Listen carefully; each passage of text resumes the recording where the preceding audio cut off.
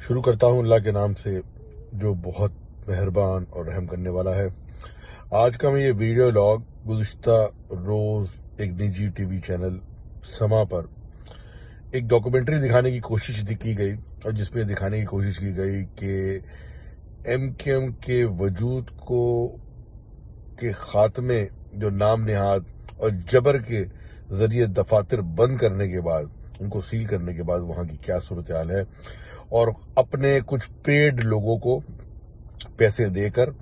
علاقہ مکین ظاہر کر ان سے انٹرویوز دلوائے گئے، اور ایک ایسی خوشی اور اس انداز میں تمسخر بنانے کی کوشش کی گئی۔ تو میں کچھ ماضی کے جھروکوں سے یاد دلا دوں ان تمام بد عقل اور بے عقیدہ لوگوں کو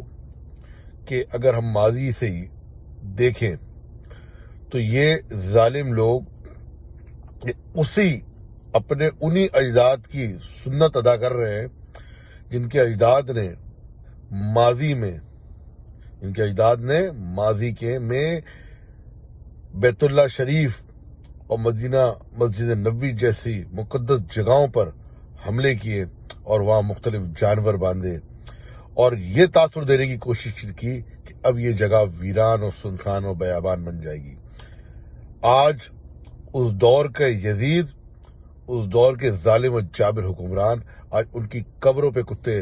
اور مختلف جانور لوٹتے ہیں، ان کے نشان نہیں ملتے داستانوں میں۔ تو تمام ظالموں اور خاص طور پر سماج چینل جو دو کوڑے کے عورتوں کو لے کر آ کر وہاں پر بے شرم لوگوں کو لے کر آ کر پیرول کے اوپر لوگوں کی تکلیف، لوگوں کے جذبات کا مذاق اڑاتے ہیں۔ انٹرویو لینا ہے اور مرد کے بچے ہو تو نکلو گلیوں میں شہروں کی، اور ہر جگہ جا کے لوگوں سے پوچھو کہ یہ ایم کیو ایم کے unit office, sector offices, M P As, M N As کے آفیسز 90 سے کتنی لوگوں کی داد رسی کی جاتی تھی، وہاں کتنے لوگوں کے مسائل حل کیے جاتے ہیں۔ آج لوگ روتے ہیں کہ آج ہمارے شہر کا، اس صوبے کا کوئی پرسان حال نہیں ہے، مگر مت بھولنا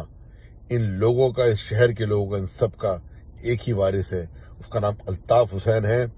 اور اس کی آہٹ تمام ظالم جابروں کے کانوں میں آج بھی موجود ہے۔ یہ 90 یہ درویش کا گھر تھا جہاں دن میں ہزاروں لوگوں کو روزانہ کی بنیاد پہ کھانے کھلائے جاتے تھے۔ مت بھولنا اور ان سازشوں سے باز آنا، اور ہمارے حوصلوں کو مت آزمانا کہ طوفان کر رہا تھا میرے عزم کا طواف،